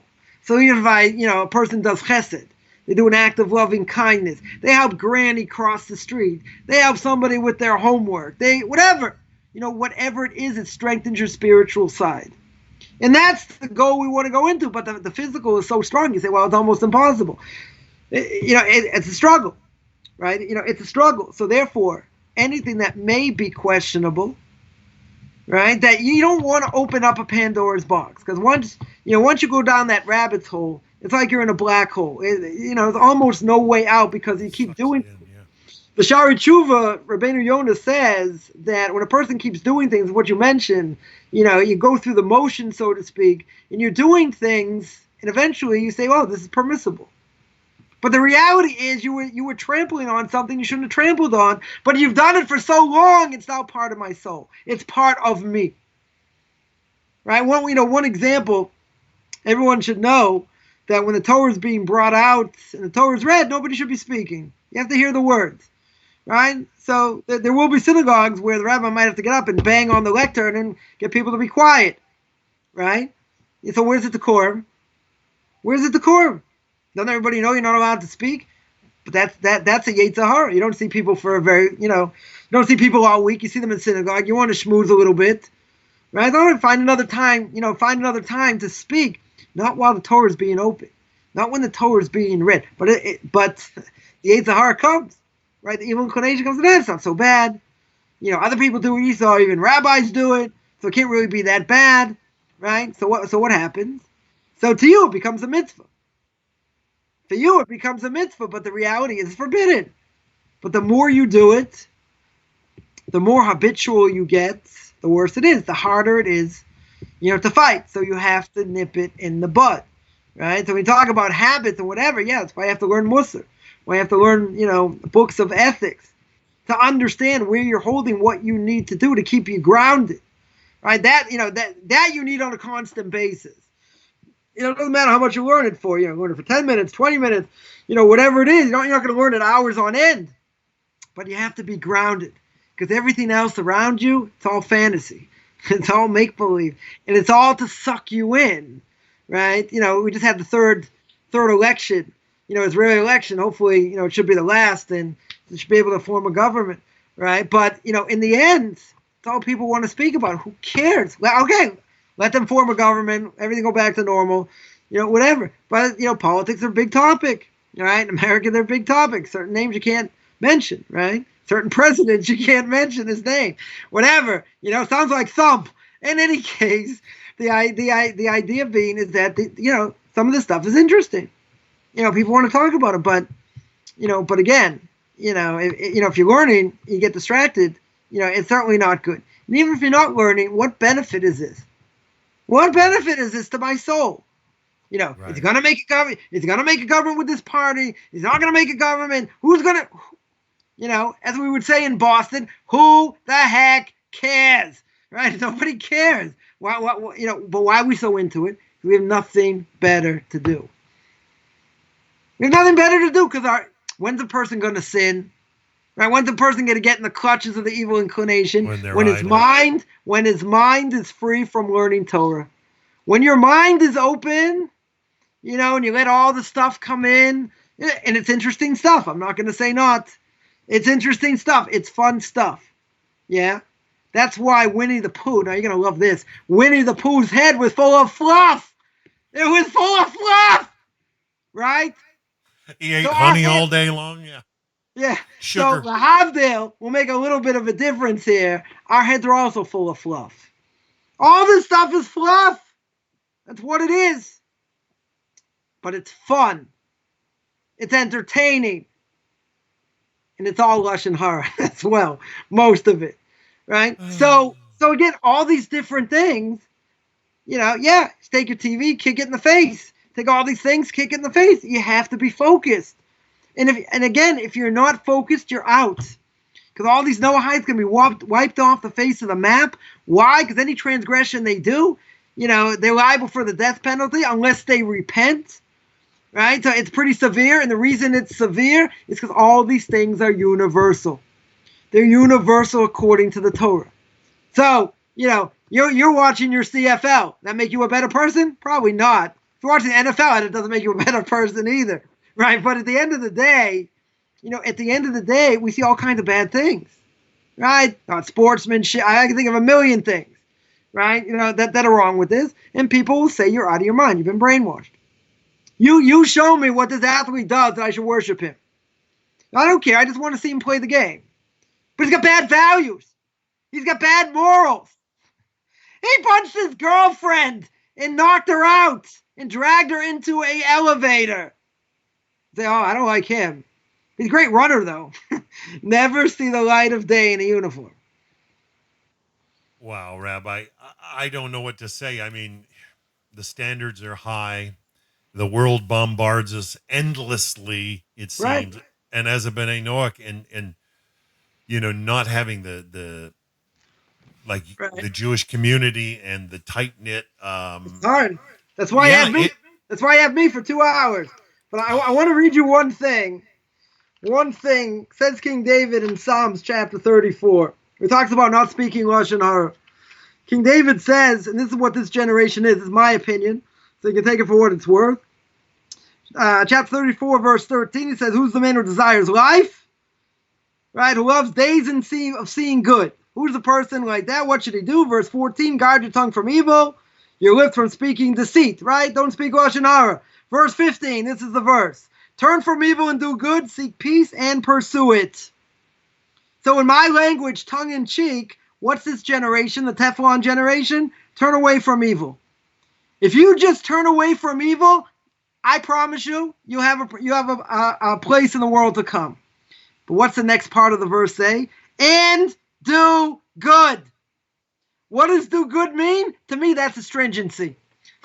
If you stay away from evil, you're already better than 95% of the world. Do good, that's a bonus. That's a bonus. Now, again, that's my opinion, my explanation. You can take it for what it's worth. But I think it's very true. Because, okay, then you say, what's your definition of good? Whatever. I'm not even going to go down that path. But the point is, staying away from evil. I can't even tell you, how many people I see, they have their face in a stupid device. You can't even speak to people. Is I got a question here, text me. I'm sitting right next to you. What do you mean text you? People don't have attention span. People don't know how to have conversations. Technology is a great thing in a certain way. Makes us really stupid also. But it destroys. All these things are not good. Not building character in any way, shape, or not bringing me closer to God. That's for sure. Imagine, husband and wife sitting at the table. You can't even ask her to pass the salt. You just text it.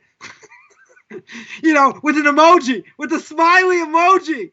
Say, oh, come on. Rabbi, you're exaggerating. Okay, I'm exaggerating a little bit, right? But, if you have, however many people in the family and each one's got their own device, they're gone. They're gone. You cannot have a normal conversation, right? That's why they have one day a year you put your cell phone away, right? You put any electronic device, you put it away. Okay, you have to use it. You have to use it. That is a rabbit slope, right? That is just an end to nowhere, and that's what it is. And people are totally addicted. I mean, I'm not even going to get into Candy Crush and all these other things, and people get into all these other things. It's fun. It's addicting. It doesn't do anything for you. It's distracting. Yeah, and to get out of these things is very, very hard. I mean, come on. I grew up, and I'm sure you grew up the same way. What was the big video game? Was Donkey Kong, for goodness sakes, right? Before Atari and whatever, they had these like little blips on the screen. The joke, phones today have more memory. Okay, so I'm dating myself. Point is, all these things are also fun, even when you're playing with a little blip on the screen, because it's all about fun. It's all about distraction, right? And we can't get caught up in it, right? A person has to go to Walmart, go in and go out, get what you need to get, and that's it, because you get sucked in. You get sucked into a consumer society, right? And God's going to say, I just want you once a week. Shabbos. Don't think about the sales. Don't think about this. Think about what the Torah says. Think about singing to me. Thinking about all these things that you need to do. So why did I bring this all up? Because you say, well, the bar's really high. The bar's not that high. I'm not talking about things people can't do. People may think they can't do it. This is a very low bar. An extremely low bar, right? If you stay away from evil, that's the lowest bar, because you're not getting into all these other things, right? But who says you're doing good? Well, you say, well, if I'm not doing evil, aren't I doing good? Not necessarily. You can just muddle your way through life and just be like, just go through life, go to your job, come home, this, that. You don't do anything, right? You're like a rock. Get kicked here, get kicked there, get moved around, right? All these different things. Yeah, you got to fight for what you have. And Noahide has it harder. I definitely agree, right? No sense of community, no prayers, other things. It's definitely harder, right? It's definitely harder, right? But even for a non-Jew, there's so many things you can learn, right? There are so many things you can grow from. It doesn't matter what society's doing around you. I can tell you from experience. You kick society in the head, it doesn't matter. Because I wouldn't be where I am today if I would have worried about, okay, this person's going to say this person's going to do that. Whatever, you tell them all to go to hell, because that's where you're going to end up anyway. You have to do what God wants at the highest level. Now, the highest level in our generation, nothing compared to previous generations. Nothing. Right? But for us, we have to put in the effort. And the Torah says if you put in the effort even a little bit, God's going to open it up a mile. You don't want to put the effort in? You want fantasy? God will give it to you. And he'll bury you. You'll get buried with that AstroTurf. Right? You'll get buried with it. And that's it. You're in quicksand. And there's no way. You tell somebody who's been into sports for 20 years, 30 years. You tell them it's over? You tell them, see, you're never watching a game again? Someone once asked me, no, we're way over time here, but someone once asked me while I'm on this rant, someone many years ago, after they tore down the old Boston Garden, and we had season tickets for years, for like more than 50 years, to the Celtics, so someone said, would you ever go to another Celtics game? So I said, seeing a bunch of guys in shorts and tank tops shooting a ball, I said, doesn't do it for me anymore. So I was sort of saying it like tongue in cheek, but the person said, I get it. Like, they didn't say, oh, you wacko. They're like, okay, whatever.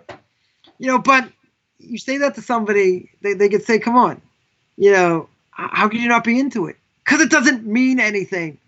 Why should I follow it? It's interesting. It's fun, right? But it's not about the body.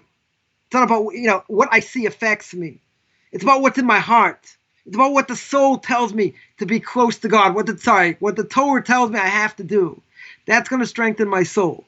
If it doesn't strengthen my soul and I do these other things, I've buried it. If it's buried, it's very, very hard to resurrect it. Doesn't mean it can't happen, right? But you got to, the impurity sticks to you like glue. The purity you want to have a part of, you have to work at it. You have to strive, and it's a constant battle. But I can guarantee anyone who watches, good videos on YouTube, and they're learning, and when they go to work, they're listening to something or whatever, they're getting these ideas and they're getting excited, and it's the Energizer Bunny, and they're going and going. Yeah, the evil inclination's going to come, right? And then you're going to knock it off because it's 10 times more interesting because it's real. It's about the real world. It's not about fantasy, right? So you say, wow, who won the election? All right, whatever. Next. Okay, you guys say, well, it should really affect you and because of this and what they might do. And I'm not in charge. I'm not the government, right? No one's going to listen to me anyway, right? So, okay. So, you pray to God. And you say, okay, give us the best result, what it should be for us. It should be good. And that's it. Then go back to learning. That's it. That is what the most important thing is being the best Jew or non-Jew you can be. But you have so much at your fingertips, to learn, and to learn from great people. A lot of great videos out there, a lot of great classes out there. You got to live inspired. But you're going to tell me, yeah, it's hard to live inspired because we get beaten down in life. I agree. It's very hard. But you know what? A little bit of Torah pushes away a lot of darkness. So when people say things or whatever, you just push them away. You swat them like a fly. You just push them away because what they say doesn't matter. And even if you listen to what they say, you just got to put it out of your mind. Because once it gets in, once there's a little bit of a furrow, the evil inclination, as Duty is a hard say, once there's a furrow in there, it's over. Because then it keeps going and going and going until it gets you. So that was my short answer to your question. How was that? Rabbi, you're a joy. I was going to say towards the end there. William Hall says, okay, sum it up in 35 seconds. I just did it in 25 minutes. So I you're know, good. I know. I don't mind letting you run because I'm enjoying the way that you're bringing this out and keeping it alive. Because I was going to say about those that want to avoid that it's not about being a prude. It's not about being dry. Or you've shown us today and all you share how to keep it alive, keep it real, and have excitement and joy. There's a lot of good teachings out there. That's the way people look at it. Oh, learning all these antiquated laws, it's so dry. Want to learn? I don't think it's so dry. Some of it may be okay, but like my Rebbe said, okay. So if it feels like a little bit dry, whatever, learn it to the end. Make it practical, right? When you make it practical and like your life depends on it, that's something else. Then it comes alive. And when it comes alive, you say, wow, these antiquated laws, an ox hits another ox. No, not just about ox. A car hits another car, right? What's the damage? What do they have to pay?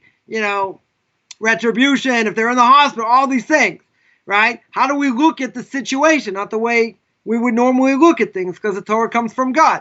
So all these different things coming at the same time, and your head's like going to explode. You say, wow, these antiquated laws. Yeah, they're antiquated laws, right?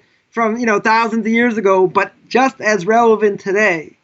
Even though most Jews have thrown away their Jewish education, so relevant today more than it's ever been.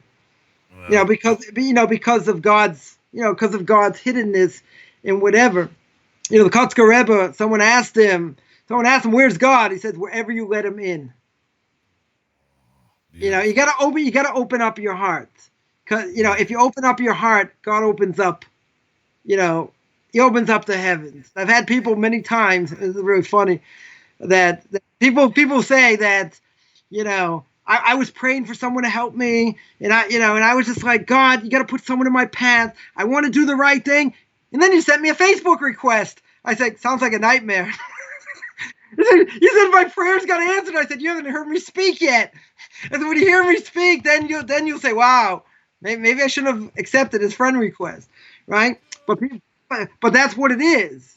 In other words, if someone wants help, and they want to go in the right path spiritually, and they're really a seeker, God's going to open up doors. Now, it may take time. You may get misled. Other things may happen. But if a person's a real seeker, I can promise you'll get to the promised land. You'll get exactly what you need because God's going to orchestrate it. Doesn't matter who the mechanism is, right? Who the messenger is going to be. It doesn't really matter, right? But if you, that's the whole thing. You have to open up yourself. The Talmud says you open up yourself a little bit.